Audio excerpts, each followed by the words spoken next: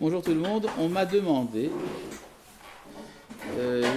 qu'on étudie aujourd'hui quelque chose sur Purim. Je pense que c'est une très bonne idée. Donc nous allons étudier quelque chose sur Purim. Je pense que ça correspond tout à fait à l'atmosphère de ces jours-là, puisque nous sommes à l'approche de la fête de Purim. La fête de Purim est en principe une fête absurde. Bah oui. Ça commence comment l'histoire de Purim? Ça commence mal. Comment? Oui, ça finit mal aussi. Ça commence mal et ça finit mal. Ça commence mal parce que la Megillah nous dit Vayi bimei Achashverosh, ce fut du temps d'Achashverosh, ce qui est en soi un mal. Ça veut dire que c'est Taïch. Ça veut dire que c'est le temps de la galoute. Donc c'est mal. Et ça continue de mal en pire, étant donné qu'il y a le décret de Haman qui veut la destruction du peuple juif. Ça, c'est terrible. Finalement, on arrive à se débarrasser de ça. On pend Haman, on zigouille les ennemis d'Israël, et alors on reste en galoute. C'est-à-dire que ça ressemble à quelqu'un qui est tombé dans un puits. C'est très embêtant d'être dans un puits. Et puis quand la personne est dans un puits, vient un serpent. Un serpent, c'est très embêtant, encore plus que d'être dans un puits. Il arrive à tuer le serpent. Ouf, je ne suis que dans le puits. C'est à peu près ça que représente le récit de la Megillah. Donc a priori, il n'y a pas tellement de quoi se réjouir. Bon, vous allez me dire, d'accord, mais il est sauvé du serpent. Mais une fois sorti du puits, par exemple, après cette histoire du serpent, il attend, quelqu'un vient avec une corde, il monte, il se sert de la corde, il sort du puits.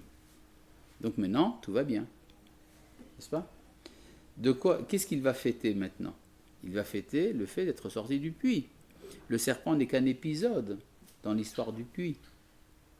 Donc, la fête de Purim, qui a été fêtée pendant tout le temps de l'exil, elle a son sens. Au sein de l'exil, on a été sauvé d'une destruction. Mais une fois sorti d'exil, à quoi ça sert de continuer la fête de Purim? D'accord? Une très bonne question.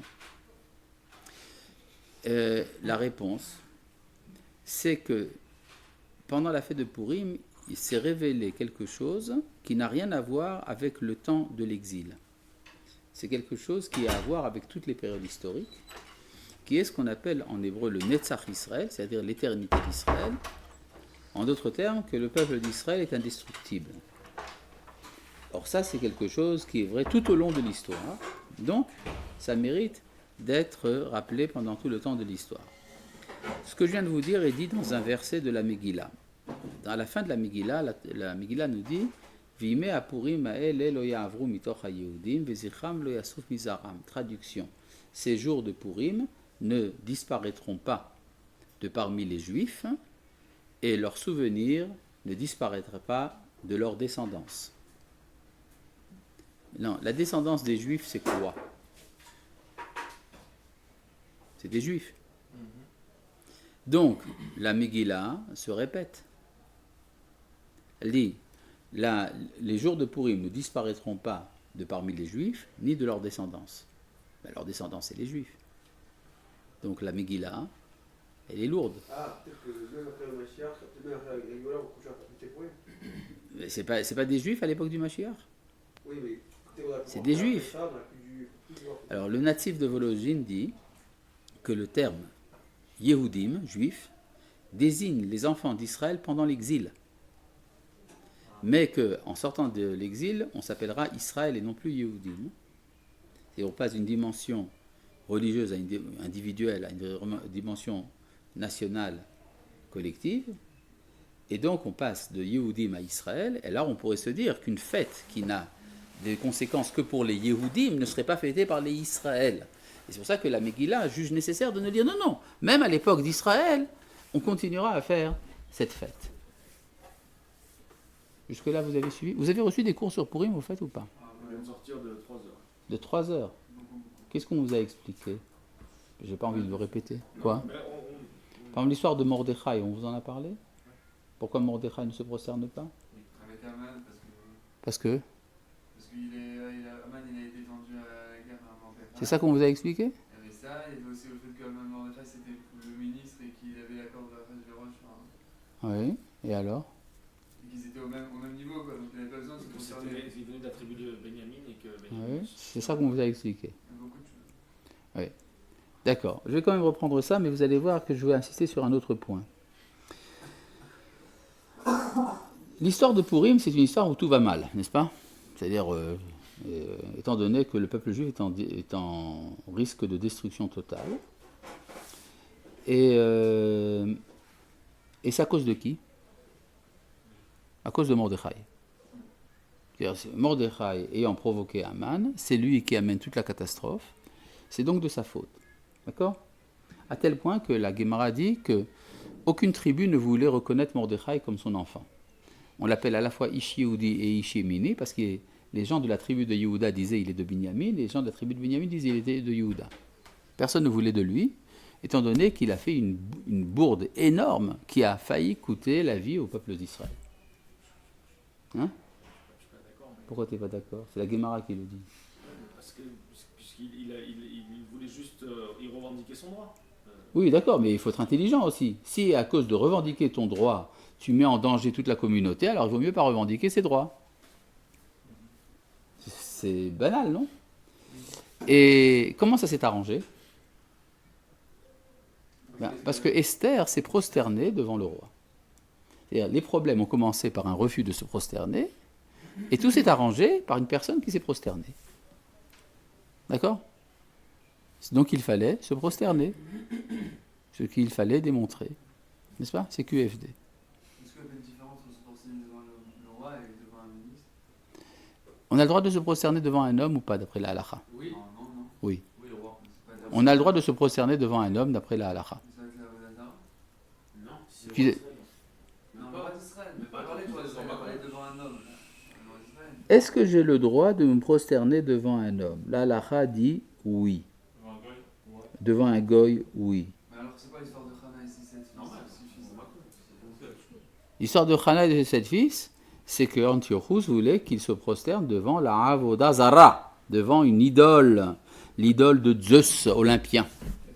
Qu'est-ce qu'on appelle prosterner exactement? Ce- Physiquement, il y a plusieurs manières de le faire.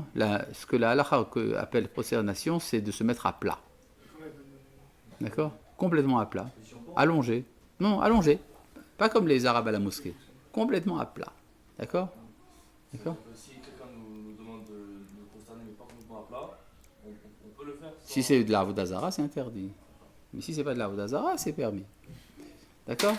Donc, cette histoire de prosternation, on se demande pourquoi est-ce que Mordechai a refusé de se prosterner devant Haman. D'accord? Alors, oui, quoi? Dans ce cas-là, Oui. pourquoi Akadosh Baruch Hu, il a décrété la xéra par rapport dès qu'ils sont prosternés devant la statue? Non, c'était pas d'Avodah Zara. Non, parce qu'ils ont refusé le fait d'avoir Ok. la gueule. On avait ça. Oui, d'accord. Et Haman, il avait dit non. Haman, il portait pas sur lui l'effigie de son dieu, et donc Mordechai ne voulait pas se prosterner parce que c'était aussi se prosterner devant son Bon, dieu. alors, je vais vous dire quelque chose. Il y a quelque chose qui ne tient pas la route dans tout ce que vous dites.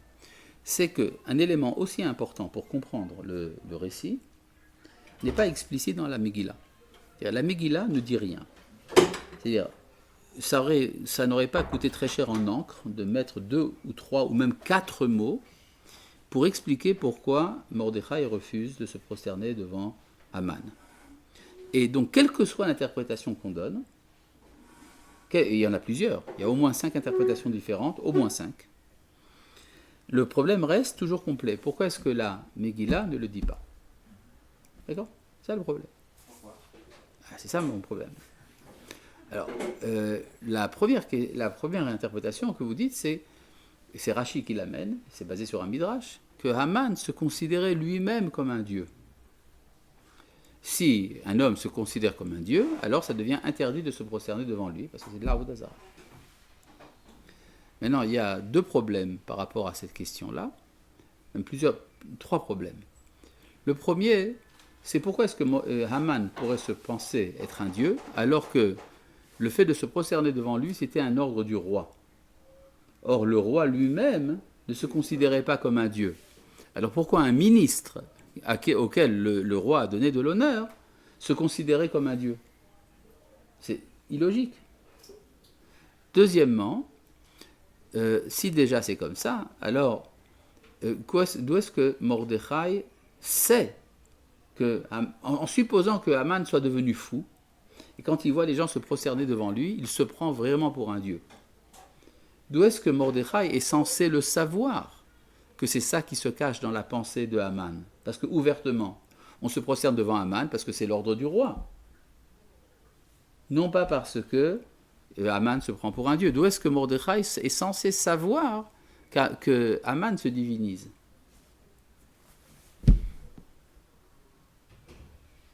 Vous voulez pas une réponse? Il y a la réponse la plus simple. Essayez quand même. Moi, je dois faire tout le travail maintenant. Si Mordechai est prophète, par exemple. Il n'était pas prophète. Pourquoi pas? Parce qu'on est prophète que dans la terre d'Israël, on a dit que même quand il savait que Il y a des midrashim qui disent que Mordechai était prophète. Donc si Mordechai est prophète, donc il sait ce qui se cache chez Haman, donc il a raison de ne pas se prosterner. Tout s'explique. D'accord? Deuxième interprétation, celle de Rabbi Avraham Ibn Ezra. Cette première interprétation est celle de Rashi. La deuxième interprétation est celle de Rabbi Avraham Ibn Ezra, basée également sur des midrashim, qui est que Haman portait sur lui des emblèmes, des symboles d'Avodah Zarah, et donc il était interdit de se prosterner, non pas parce qu'il y avait des pensées cachées chez Haman, mais parce qu'il y avait des actes ouverts chez Haman. Il portait des emblèmes d'Avodah Zarah, donc il est interdit de se prosterner devant lui. Alors pourquoi on dit qu'on a la l'époque quand il résistait? C'est une très bonne question, mais je n'y répondrai pas. Parce que c'est en dehors de mon sujet. C'est pas mon sujet là, Comment? ça remet en question tout le Rachid. Quoi, sa question? Oui. Bien sûr, sa question remet en question Rashi. Donc du coup, c'est un sujet. Oui, ça pourrait être le sujet d'un cours. Comment expliquer ce Rashi? D'accord? Bon, maintenant, Rabbi Avraham Ibn Ezra, basé sur des midrashim, comme quoi Haman portait des emblèmes d'Avodah Zarah. Et donc, en ne se prosternant pas, il est simplement fidèle à la halacha. Ce n'est pas de la prophétie, c'est simplement, il est Talmid Chacham. D'après certains midrashim, il était également membre du Sanhedrin. Donc, comment? Le chef du Sanhedrin aussi, non? Ou chef du Sanhedrin, ou en tout cas un des membres du Sanhedrin. En tout cas, d'après ces midrashim-là, donc Mordechai est membre. C'est fini là-bas? Membre, quoi? Qu'est-ce qu'il y a? Il est membre du Sanhedrin.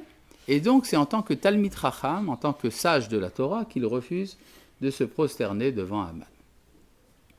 La troisième interprétation, et je vois que vous en avez eu vent, considère cette histoire dans le cadre d'une activité sioniste de Mordechai. Mordechai était le représentant des Juifs de Jérusalem à l'époque, et Haman était le représentant des habitants de la Samarie, les non-juifs de l'époque, qui faisaient des misères aux constructeurs du temple, du deuxième temple, et donc chacun a envoyé son délégué politique s'occuper des affaires de son public dans la capitale de la grande puissance, à Shushan.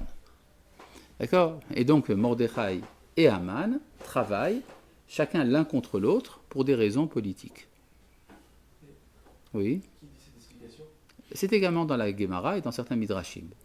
À tel point même que la midrash qui nous invente un truc incroyable, c'est que Haman, en route, n'avait plus de provisions pour ne pas mourir de faim. Il s'était vendu en esclave à Mordechai pour recevoir un peu de pain, et que le contrat de vente a été écrit sur la sandale de Mordechai, et lorsque Haman passait, Mordechai soulevait sa sandale. Et donc ça le mettait hors de lui, il ne pouvait pas lutter contre Mordechai, il ne pouvait pas le tuer, parce que s'il avait fait ça, Mordechai aurait révélé le poteau rose. Donc en fait, Mordechai se sert de sa sandale et de son refus de se prosterner pour finalement dominer Haman dans la lutte politique qu'il mène contre lui. Bon, si je comprends ces midrashim-là, ça voudrait donc dire que Mordechai n'est pas forcément ni un prophète ni un sage, mais un activiste politique. D'accord? Un sioniste. Un dirigeant sioniste qui fait son travail dans la capitale de l'Empire. Avec de l'ego. Avec De l'ego. de l'ego. Dans la troisième interprétation. Pourquoi du l'ego? Parce que s'il revendique son droit. Mais non, j'ai pas dit qu'il revendiquait son droit. Au contraire. Ça, c'est vous qui avez amené cette interprétation, mais j'ai pas dit ça, moi. J'ai pas dit qu'il jouait au Lego.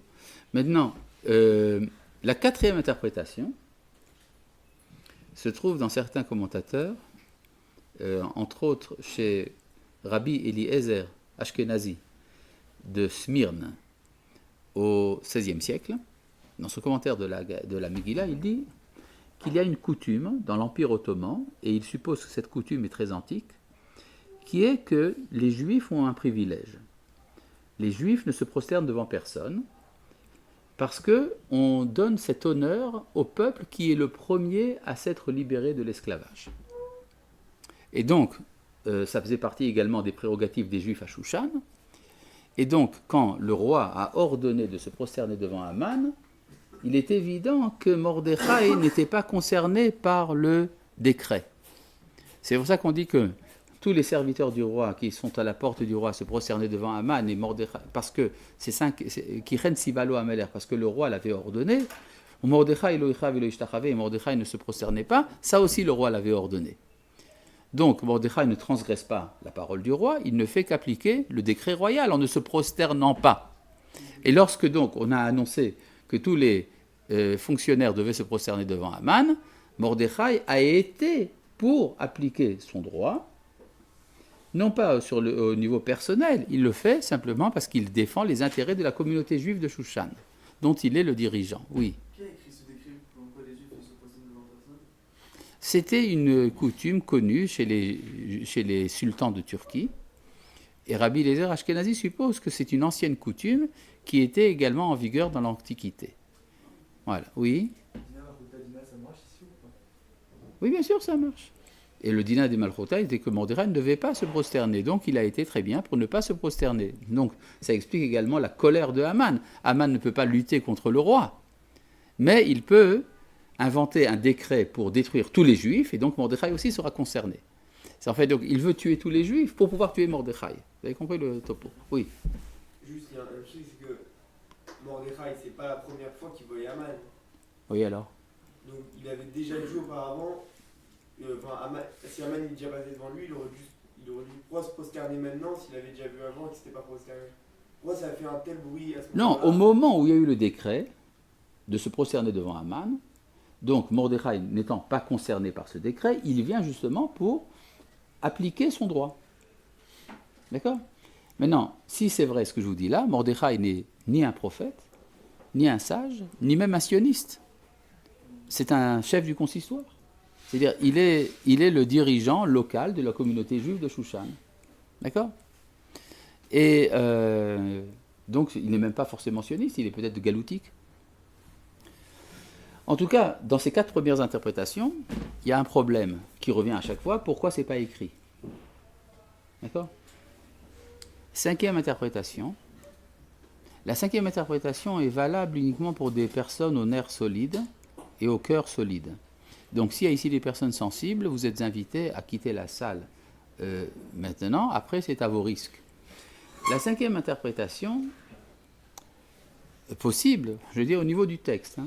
Au niveau du texte, il y a des commentateurs qui vont dans ce sens. Comme quoi Mordechai et Esther seraient des juifs assimilés. Mordechai, ça vient du nom du dieu Marduk, qui est le dieu du tonnerre chez les Babyloniens.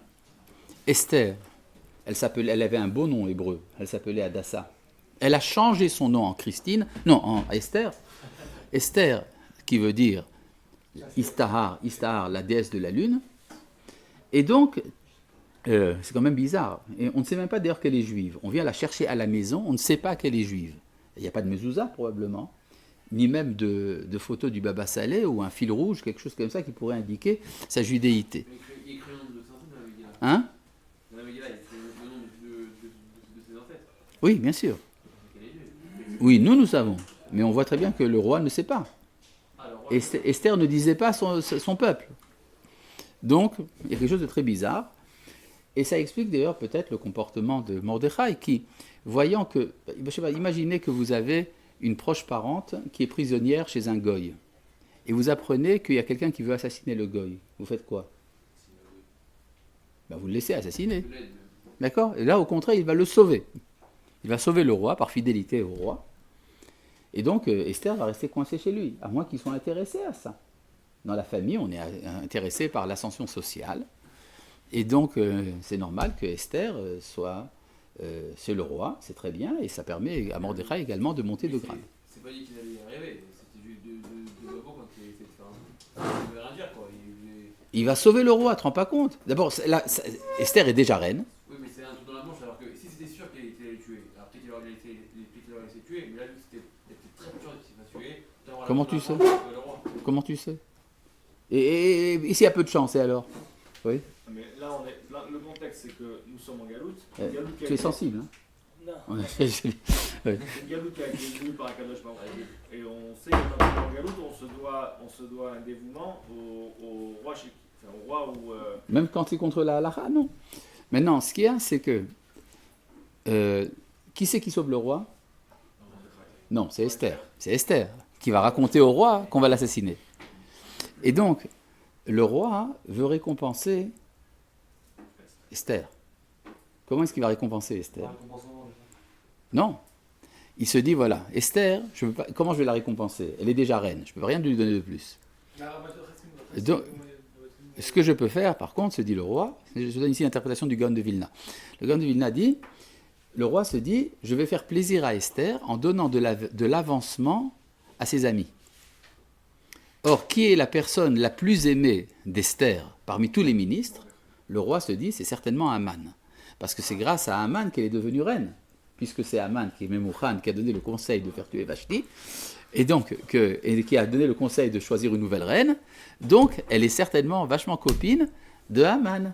Donc, pour faire plaisir à Esther, qui a sauvé la vie du roi, le roi va donner de l'avancement à Haman, oubliant que l'information a été transmise par Mordechai. Mordechai se dit, comment? C'est lui qu'on a fait avancer? Je ne me prosterne pas. Et là, c'est une question d'ego personnel. D'accord? Et donc, le problème de cette interprétation, d'abord, c'est qu'elle c'est pas écrit. À part ça, vous voyez qu'on a fait dégringoler Mordechai. De prophète, il est devenu assimilé. Vous avez au moins 5 manières de considérer la personne de Mordechai. Soit prophète, soit sage, soit sioniste, soit galoutique, soit assimilé. Alors, qui il était vraiment? Et même si on arrive à trancher entre les 5 opinions différentes, la question restera de savoir pourquoi est-ce que la Megillah ne nous l'a pas dit. Est-ce que c'est sûr qu'il disait partie du Sanhedrin ou pas? Non. Non, c'est pas sûr. Rien de ça n'est sûr. C'est bien dans le Midrash. Oui, c'est un des Midrashim. Il y a un Midrash qui dit le contraire. D'accord? Il y a un Midrash qui dit, par exemple, amené par Rashi, que Mordechai était un chef d'armée de Hachvérosh. C'est vrai? Il a été? Oui, bon. En tout cas, même qu'il était parmi ceux qui servaient le vin du festin de Mordechai. Ouais. Alors? Quoi? Pourquoi on l'appelle pas Adassa? Qui? Parce qu'elle a pris un nom goy. Ah, elle a changé comme ça. Bah oui, elle a changé. Il y a un type, il s'appelait Fredge, et puis on l'appelait Robert. Voilà. Bon. Et donc il passait d'un nom arabe à un nom juif. Ah oui, bon. Bon. Revenons à nos moutons.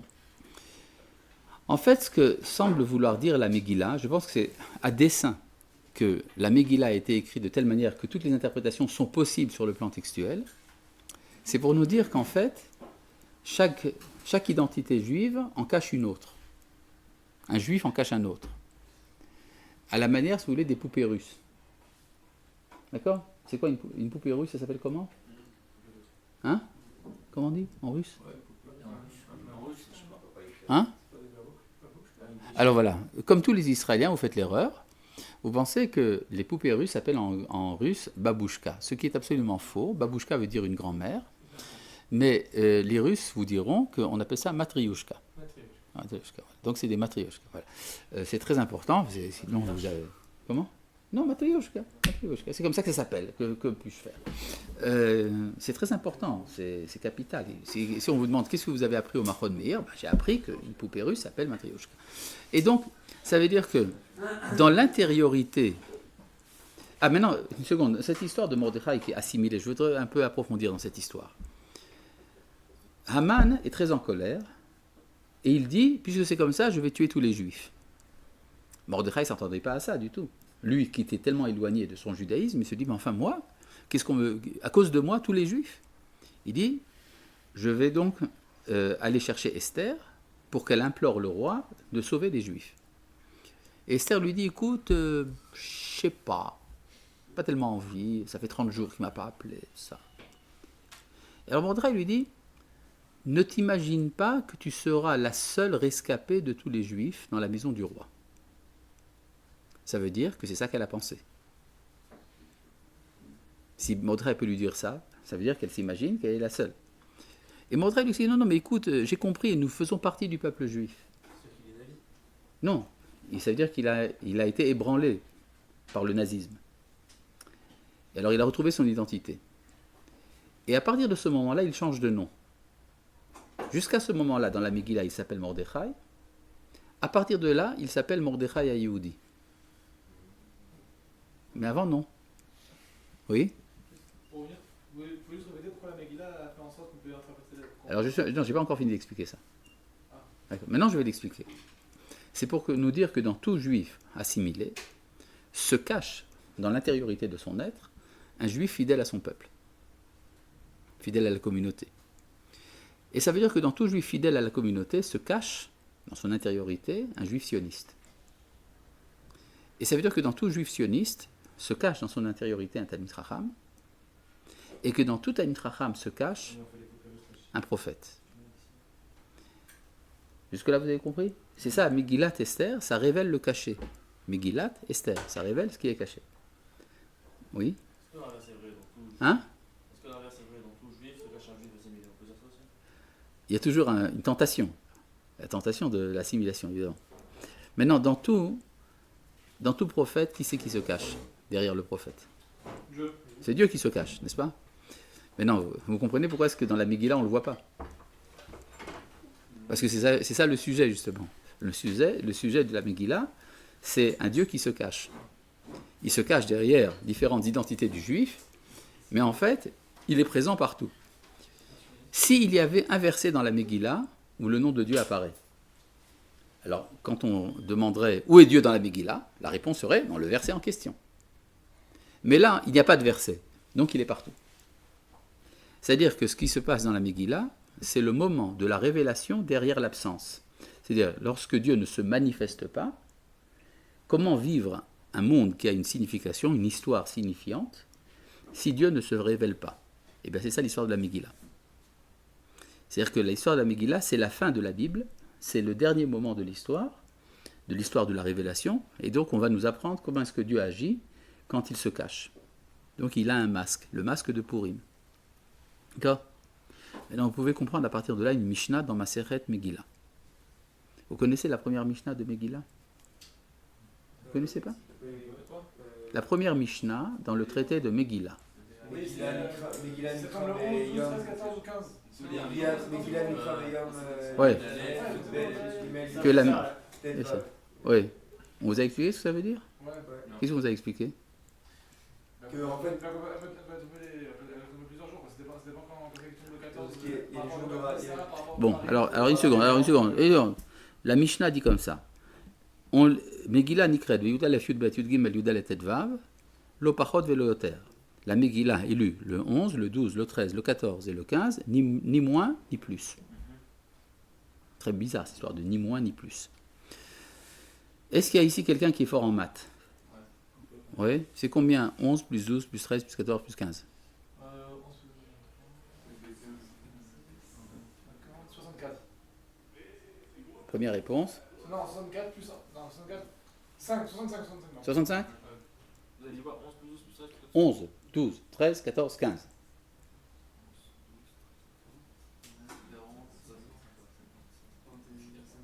Tu es d'accord avec lui?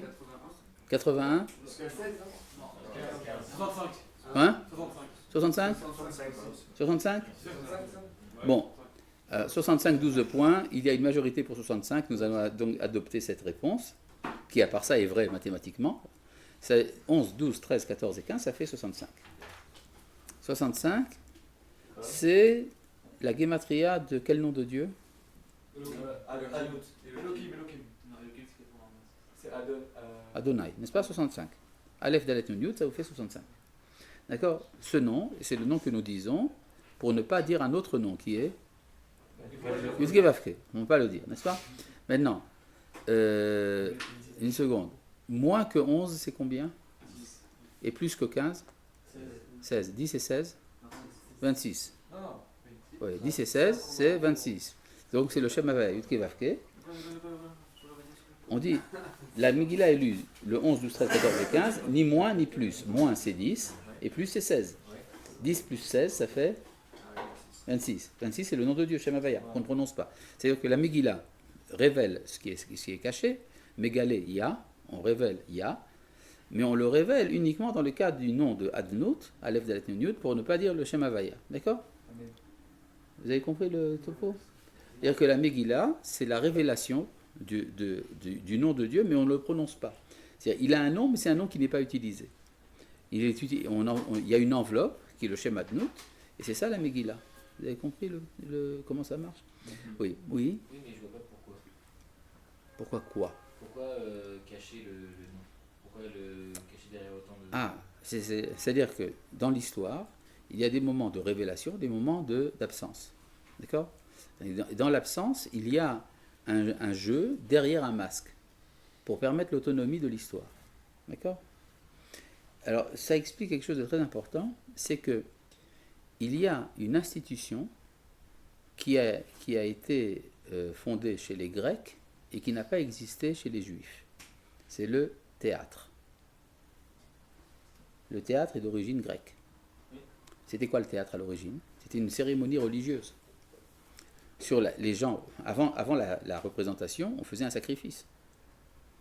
Et vous avez qu'à voir, dans les théâtres antiques, jusqu'à ce jour, on voit l'autel, on faisait le sacrifice avant la représentation. Et qui c'est qu'on voyait sur la scène? Des dieux. C'est-à-dire les acteurs étaient des dieux, mais ce n'étaient pas des dieux, c'était des hommes. Mais ils faisaient semblant d'être des dieux, ils portaient pour ça un masque. D'accord? Il y avait un masque de Purim.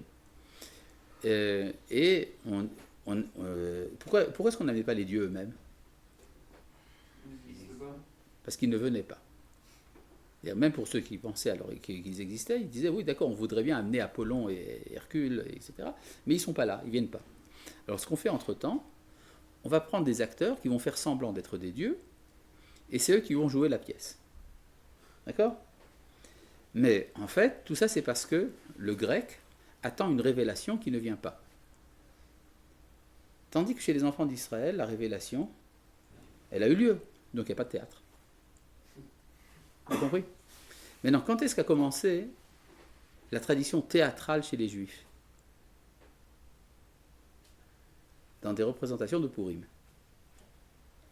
C'est là l'origine du théâtre chez les Juifs. On a commencé par des scènes... Comment? Quel théâtre juif? Chez les Juifs, il y avait ce qu'on appelait le Purim Spiel. Chez les frères d'Ashkenaz, on faisait des représentations de Purim, en général, qui reproduisaient l'histoire de la Megillah. D'ailleurs, c'est l'origine même d'ailleurs du Purim de Carpentras. Carpentras, c'est dans le Vaucluse, mon cher ami, c'est dans le comtat venessin, c'est dans le sud de la France. La France est un pays d'Europe. L'Europe est un continent loin de nous. D'accord? Bon, alors il y a là-bas une communauté qu'on appelle la communauté de Carpentras. Ils avaient une fête qu'on appelait le Purim de Carpentras. Cette fête tombait toujours quelques jours avant Purim. Pourquoi? C'est parce qu'il y avait un décret d'expulsion des Juifs de la ville, signé par l'évêque du coin, qui avait décidé de chasser les Juifs de la ville. Les Juifs étaient très embêtés, mais que faire? En attendant, il fallait se préparer à la fête de Purim. Alors ils ont fait une fête, ils ont fait les répétitions de la représentation de Purim sur le parvis de la synagogue. Et il y avait là-bas une juive qui était l'actrice qui représentait Esther. Au moment où elle doit se prosterner devant le roi pour demander que le décret soit annulé, arrive l'évêque. Et elle le prend pour Achashvérosh. Elle se prosterne devant lui, il lui demande, l'implore de révoquer le décret contre les Juifs. Alors très ému, il a annulé le décret. C'est ce qui a donné le Purim de Carpentras. D'accord ? Bon, en tout cas... Oui, c'est une vraie histoire. Ouais. En tout cas, dans cette histoire, ce qui veut dire que l'histoire d'Esther, c'est la première représentation théâtrale de l'histoire biblique. C'est le moment où on fait semblant. En fait, on ne sait pas qui est Mordechai, il porte un masque. On ne sait pas qui est Aman, qui est Esther, qui est Achashvérosh. On ne sait même pas qui est Akadosh Baruch Hu dans cette histoire. D'accord ? Chacun fait semblant. Vous comprenez ? Maintenant, ça vous explique pourquoi, à partir de ce moment dans l'histoire, il s'est passé quelque chose de très important. Vous savez qu'à la fin de la Megillah, il y a un verset qui dit Verabim me'ammeh haaretz mityahadim ki nafal pachad Mordechai alehem. Comment ? D'abord, je vais traduire en français. Les nombreux parmi les peuples du pays se comportaient comme des juifs, mityahadim, c'est-à-dire faisaient semblant d'être juifs, parce qu'ils avaient peur de Mordechai. N'est-ce pas ? C'est quoi cette histoire ? Est-ce qu'il est resté dans l'histoire une trace de cet événement ? La réponse est oui. Il y a une trace de cet événement. Nous savons qu'à l'époque de la Megillah est apparue en Perse une nouvelle religion, le zoroastrisme, qui enseignait qu'il y avait deux dieux, un bon et un mauvais, un dieu du bien, un dieu du mal, et que l'histoire du monde s'explique comme étant la lutte entre le bien et le mal. C'est la première fois que dans l'histoire des païens, que dans la mythologie, a été introduit un élément moral dans la divinité. Et comme par hasard, ça se passe au moment de la Megillah d'Esther. Donc il en est resté quelque chose. Il y a un prophète de l'époque, qui s'appelle Malachi, qui dit « Mi mizrach shemesh v'ad mevo gadol shemi bagoyim » depuis le lever du soleil jusqu'à son couchant, mon nom est grand parmi les nations. Et donc il s'est passé quelque chose dans l'histoire spirituelle de l'humanité à partir de ce moment-là, mais il y a encore d'autres phénomènes qui se sont passés au même moment. Oui ? Je ne vois pas du tout le lien entre le fait qu'ils avaient peur de Mordechai et la création du zoroastrisme. C'est exactement la même chose. Parce qu'ils avaient peur de Mordechai, ils ont été mityahadim, ils ont été judaïsants. C'est-à-dire judaïsant, c'est-à-dire qu'il est apparu une forme de spiritualité se rapprochant du judaïsme. D'accord ? Or, il se passe au même moment, dans le monde entier, d'autres événements importants. En Inde, à la même époque, à peu près, agit un homme du nom de Gautama Siddhartha, qu'on appelle le Bouddha, qui est le fondateur du bouddhisme. À peu près au même moment en Chine, vous avez deux hommes spirituels qui agissent et qui font des spiritualités. L'un un peu ennuyeux, il s'appelait Confucius. L'autre intéressant, qui s'appelait Lao Tse, qui a fondé le taoïsme. Et qu'est-ce qui se passe à ce moment-là en Grèce ? Les premiers philosophes, ce qu'on appelle la Grèce classique, c'est à ce moment-là. C'est-à-dire qu'il y a simultanément, dans différentes civilisations, une transformation de l'esprit humain qui se produit à peu près au moment de l'histoire de Purim. Vous n'avez pas dit que c'était pendant l'époque de la destruction du temple, ça ? Oui, c'est entre le premier et le deuxième. C'est ça. Voilà. C'est-à-dire que c'est la fin du prophétisme, et c'est là que, pour la première fois dans l'histoire, apparaissent également des athées. À l'époque du Tanakh, il n'y a pas d'athéisme. Il y a des idolâtres, mais il n'y a pas d'athéisme. Mais à partir du moment où Dieu se retire du monde, où la prophétie va cesser, c'est là que commencent à naître les philosophies, les religions et l'athéisme. Au même moment, en Israël, il y a ce qu'on appelle les hommes de la Grande Assemblée, avec Ezra et tous les hommes de la Knesset Agdola, qui vont fonder le judaïsme, dans le sens classique du terme. Pas en tant que névoie, puisqu'il n'y a plus de prophètes, mais la sagesse d'Israël. Alors c'est très intéressant de savoir comment est-ce que les goïms ont réagi à la cessation, à cette transformation du monde. Vous savez que pour savoir qu'un phénomène a eu lieu, un des moyens de savoir qu'un phénomène a eu lieu, c'est qu'il s'arrête. N'est-ce pas ? Et donc, comment est-ce que nous savons qu'il y avait des prophètes? Parce que ça a arrêté. D'accord? C'est-à-dire, dans un monde où la ça a créé un vide. Ce qui a fait un grand nettoyage. C'est le nettoyage par le vide. Et donc, il y a, dans un monde où il y a une présence permanente de la Shekhinah, l'athéisme est une absurdité. Il est impossible d'être athée. Mais à partir du moment où Dieu se cache, à partir de ce moment-là, on peut également dire peut-être qu'il n'existe pas. Alors, il y avait un goy du nom de Platon, qui vivait à peu près à cette époque, un peu après l'histoire d'Esther, qui s'est posé la question de savoir qu'est-ce qui s'est passé dans le monde. Et dans un de ses livres, du nom de Timée, le Timée de Platon, dans lequel il raconte le mythe de l'Atlantide. Vous connaissez le mythe de l'Atlantide? Ouais. C'est l'histoire d'un continent qui se serait enfoncé dans la mer, du côté de l'océan Atlantique, évidemment. Alors, ce qu'il raconte, Platon, c'est que cette histoire, il l'a entendue, quand il était jeune, de Solon, au nom de Solon, qui était le législateur d'Athènes, qui vivait 2 générations auparavant, qui a raconté dans sa vieillesse, quand il était jeune, il avait fait un voyage en Égypte. Et que dans ce voyage en Égypte, Solon rencontre les anciens d'Égypte, qui sont très vieux, et le plus vieux d'entre eux, en face de Solon, vous voyez qu'on insiste sur le caractère ancien de la chose, il dit, vous autres les Grecs, vous êtes des enfants. Ça veut dire que c'est un Grec qui écrit ça. Et il fait dire à l'Égyptien, vous parlez d'un déluge, nous racontons 7 déluges. Vous ne connaissez rien, vous. Nous avons des civilisations très anciennes, nous avons des souvenirs très anciens, tandis que vous, les Grecs, vous êtes dans un pays de tempêtes, etc., vous oubliez tout. Ça veut dire qu'en fait, pour les Grecs de l'époque de Platon, ils avaient le sentiment d'être nés à nouveau, d'être dans un nouveau monde. C'est-à-dire que c'est comme si on se réveillait d'un rêve et que brusquement, on voit la réalité telle qu'elle est. Et ça s'explique au niveau des Juifs par le Siluk Ashrina. La Shekhinah a quitté le monde. Alors maintenant, on est dans un monde vide. Il faut bien le remplir de quelque chose. On va le remplir par la philosophie, les religions, l'éthique, tout ce que vous voulez. Et alors, il y a tout un problème qu'ont eu les goïms à cette époque, c'est de savoir qu'est-ce que signifiaient les récits de leurs ancêtres, la mythologie. Vous avez lu des textes de mythologie, je suppose. Ça a l'air comme des contes de fées, même pire que ça, n'est-ce pas? Alors, comment comprendre ça?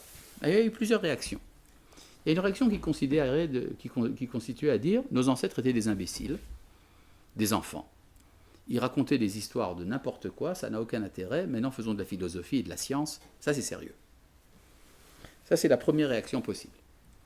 Deuxième réaction, c'est de dire nos ancêtres n'étaient pas des imbéciles, mais en fait, ils étaient des philosophes eux aussi. Simplement, ils ont raconté leur philosophie sous forme de légende. Mais en fait, ils disaient la même chose que nous. Ça, c'est la deuxième position. Ces 2 positions, on les trouve chez les Grecs. Les Juifs, par contre, ont dit autre chose. Les Juifs ont dit, nos ancêtres étaient des prophètes. Et donc, ils avaient une expérience que nous n'avons pas. Leur expérience à eux était authentique. Mais, ce qui nous reste à nous, c'est seulement l'intelligence. Nous allons donc nous servir de l'intelligence pour expliquer intellectuellement ce que nos ancêtres connaissaient comme une expérience vécue. D'accord ? C'est ça l'option d'Israël, et donc il y a une fidélité à la tradition, mais c'est une traduction de ce que c'était auparavant. Oui. Et la mythologie. Oui. Ça a existé. Ah bon? Ça a vraiment existé. Bien sûr. Le fait qu'il y ait quelqu'un avec des chaussures avec des ailes et mais bien sûr. couper la tête de quelqu'un avec des chaussures. Oui, bien sûr. Simplement, il faut savoir lire ce que ça veut dire. C'était leur manière à eux de représenter leur contact avec le monde spirituel. D'accord? Hein? C'était dans la même période que l'époque des prophètes. C'est les histoires de la mythologie, c'est parallèle à l'histoire des prophètes. C'est pour ça dire que vous avez les prophètes sont en rivalité avec la mythologie. Ils ne sont pas en rivalité avec l'athéisme. Du temps des prophètes, il n'y a pas un seul athée au monde. Ça n'existe pas. Parce que nier l'existence de Dieu ou des dieux, ça serait nier l'existence de la réalité. Ça ne tient pas la route. Il faut tout de suite aller en internement psychiatrique. Et donc, tandis qu'à partir du moment où la Shekhinah est partie, à partir de ce moment-là, l'athéisme est devenu quelque chose de valable. D'accord? Oui? Comment est-ce que ce serait possible qu'après quand la période de la prophétie soit terminée, quelqu'un beaucoup plus tard dans l'histoire va se dire j'ai quand même reçu une prophétie alors que tout le monde sait que c'était arrivé? Ah, ben parce qu'il y a des gens qui imaginent. Il y a des fous un peu partout. D'accord? Il y a aussi des restes, des résidus comme ça. D'accord? Donc vous voyez que l'histoire de Esther, c'est pas simplement l'histoire d'un sauvetage. C'est quelque chose de beaucoup plus important. C'est un point de coupure dans l'histoire. Et c'est à partir de ce moment-là que la royauté d'Israël est transmise aux Goïm. On prend ici une princesse d'Israël, descendante du roi Shaoul, et elle est livrée aux nations. D'accord? Et puis après, ça va passer d'empire à empire. Oui? Oui, se cache là-bas la royauté d'Israël. C'est pour ça qu'il y a des midrashim, comme quoi le trône de Achashverosh, c'était le trône de Salomon. D'accord? Oui, mais pourquoi c'est important cette histoire? Ça veut dire que la Shekhinah est passée là-bas. D'accord? Et ça passe toujours par une femme. C'est une descendante des rois d'Israël qui est donnée au roi de Perse. Le dernier roi de Perse, il s'appelait comment? Le dernier roi de Perse, il s'appelait comment? Darius III. Darius III. Darius III. Et sa fille s'appelait Statira, comme par hasard. Et elle a été épousée par Alexandre le Grand, fondateur de l'Empire grec. Le dernier souverain hellénistique, c'était qui? Hein? C'était Cléopâtre. Cléopâtre, qui était une Ptolémée. Et elle a été épousée par Jules César. Vous voyez que ça passe toujours par un dernier rejeton féminin de la dynastie antérieure. Et c'est comme ça que ça passe d'une génération à l'autre. D'accord? C'est comme Vashti.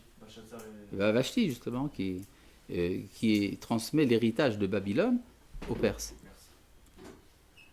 D'accord? Et donc, c'est comme ça que ça passe d'un empire à l'autre, jusqu'au moment où ça revient à Israël. D'accord? Mais c'est tout ça, toute l'histoire. Et cette histoire-là, de notre point de vue, commence au moment de la Megillah d'Esther. Maintenant, il y a ici un point. Ça veut dire qu'il y a en fait deux manières de connaître Akadosh Baruch Hu. On peut le connaître quand il se révèle, on peut le connaître quand il se cache. Quand on le connaît, quand il se révèle, ça s'appelle en hébreu Yedi'a, savoir. Quand on ne sait pas, ça s'appelle comment?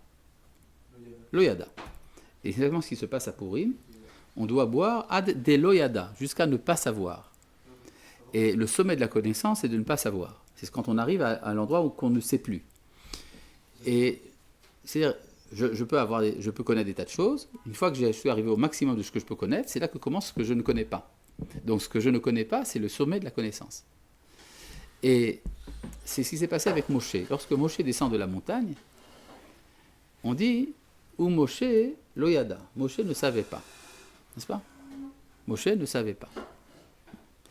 Et loyada, kikara orpanav, lorsque son visage était rayonnant. Et alors il descend de la montagne, il appelle les anciens, il appelle Aaron, il appelle le peuple, et ils ont peur de s'approcher de lui, n'est-ce pas? C'est écrit ou pas? Et qu'est-ce que fait Moshe alors? Non, c'est faux. Vous inventez n'importe quoi. Non, c'est pas vrai. Non, non. Non, non, non, pas du tout. Pas du tout. Je vais vous lire le texte. On a tellement l'habitude de faire dire n'importe quoi à ce texte qu'on oublie que ce que dit le texte. Alors, le texte dit comme ça. Je vous fais une fleur, je lis en français. C'est à la fin de la paracha de Kitissa, qui malgré son nom n'est pas japonaise.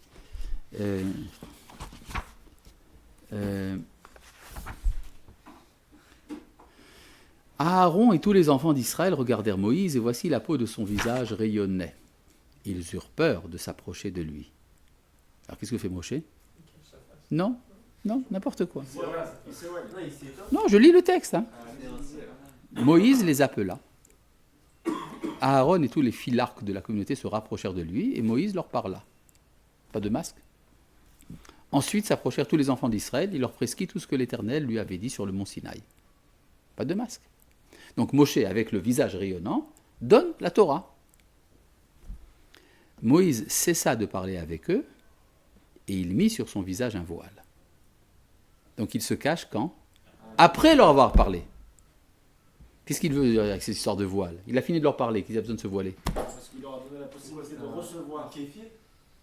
Ça veut dire qu'il leur a parlé. Quand il leur a parlé, il leur a donné la Torah révélée. Et quand il se cache, c'est pour leur donner la Torah cachée. Il veut les faire participer à son expérience. Moshe aussi a eu une expérience de ne pas savoir. Alors il a voulu donner aux enfants d'Israël cette expérience aussi. C'est-à-dire qu'il y a donc dans la Torah deux révélations. Il y a une révélation ouverte, qui correspond à l'enseignement de Moshe quand il parle. Il y a une révélation cachée, c'est quand Moshe se cache. D'accord? Eh bien c'est... Comment? Comment vous ne pouvez pas savoir? Ah, tout simplement parce qu'il n'est pas Dieu. Vous savez ça? Mais Dieu est avec lui. Oui, c'est vrai, mais c'est que Moshe n'est pas un Dieu. La preuve, c'est qu'on n'a pas le droit de lui rendre un culte. Hein? Ouais. D'ailleurs, moi non plus, je ne suis pas un Dieu. Toi non plus. J'espère que tu n'es pas vexé. Oui, un petit peu quand même, oui. Alors? Tu as raison. Donc le texte se trompe. Oui, oui. Tu disais? Est-ce que donc du coup de la Megillah, est-ce qu'on doit apprendre qu'à partir du moment de Purim, C'est le moment du cache. jusqu'à la fin des temps. Jusqu'à la fin du temps, jusqu'à le moment où le voile se... Donc il faut apprendre à découvrir Hachem, parce qu'il n'y aura plus de révélation, il n'y aura plus de... Non, non, il se révélera, mais pas tout de suite. C'est-à-dire, il y a un temps, il y a une parenthèse. Cette parenthèse s'appelle l'exil. Mais lors du retour d'Israël, c'est là que le voile doit être ouvert. Oui.